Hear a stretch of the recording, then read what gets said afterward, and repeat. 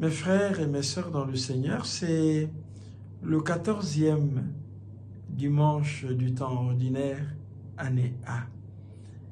Et l'évangile qui nous est proposé aujourd'hui, c'est l'évangile de Saint Matthieu, au chapitre 11e, du 25e au 30e verset.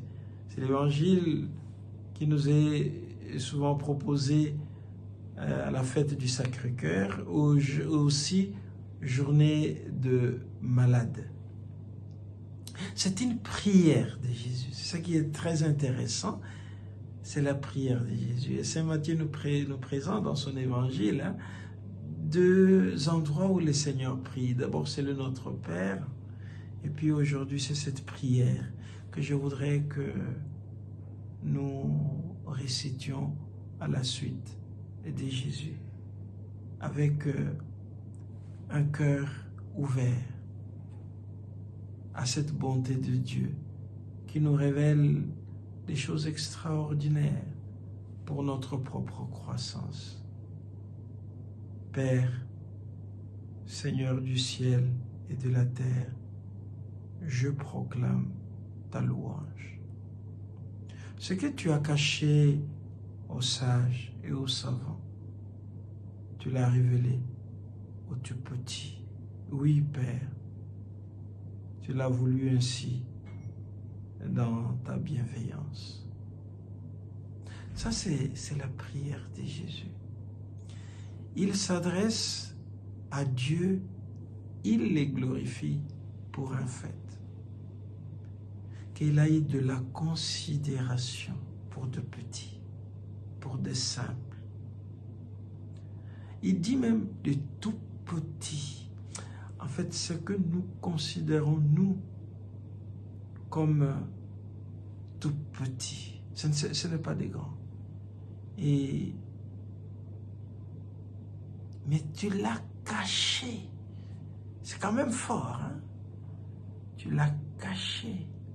C'est-à-dire, tu as refusé de le révéler à ceux qui prétendent qu'ils sont sages et qu'ils sont savants.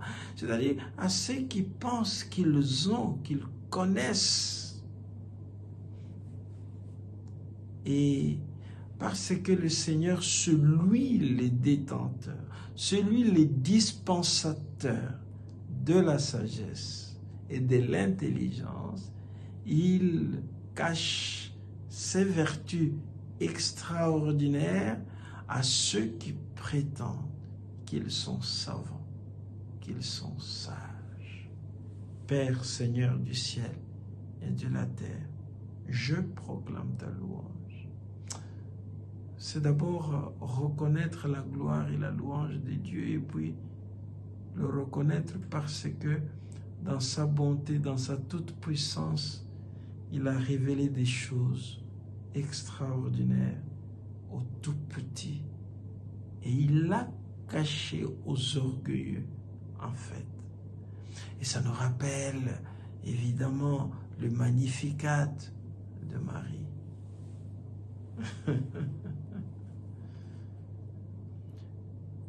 Nous prétendons souvent connaître. Nous prétendons de tenir la sagesse, mais il n'en est rien. Et le Seigneur, justement, révèle sa sagesse à ceux qui, à travers leur vie, reconnaissent qu'ils ont à l'attendre et à la recevoir de Dieu. Vous voyez, il y a beaucoup d'expériences que nous pouvons expliquer pour comprendre la profondeur de cette parole de Dieu. Aujourd'hui, les gens accourent à Lourdes. Aujourd'hui, les gens se donnent à la dévotion au Sacré-Cœur. À qui ces richesses spirituelles ont-elles été révélées? Aux femmes simples, aux personnes simples. Parce que l'avantage des personnes simples, c'est de proclamer, d'annoncer aux autres ce qu'ils reçoivent ou ce qu'ils reçoivent dans cette simplicité, dans cette humilité. C'est pourquoi respectons et suivons cette invitation de Dieu venez à moi, vous tous qui peinez. Reconnaissons-nous des personnes qui peinent, qui ont besoin que le Seigneur les touche, que le Seigneur les guérisse.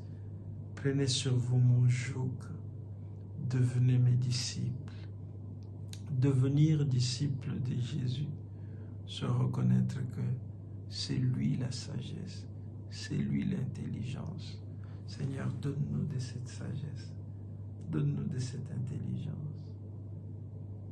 qui fera que nous ne serons pas des personnes orgueilleuses, mais plutôt disposées à recevoir ta sagesse. Amen.